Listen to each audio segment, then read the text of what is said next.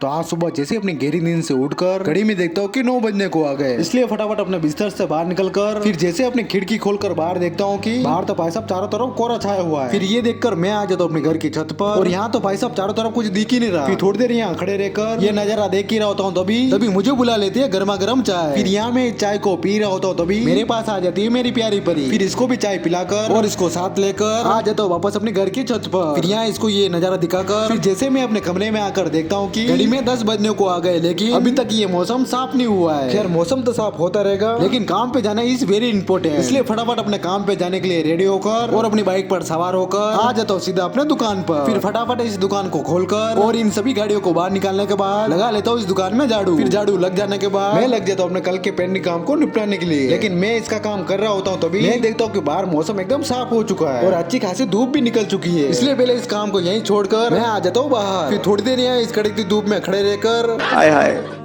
इतना सुकून। फिर वापस दुकान के अंदर आकर मैं लग जाता हूँ अपने काम को निपटाने के लिए।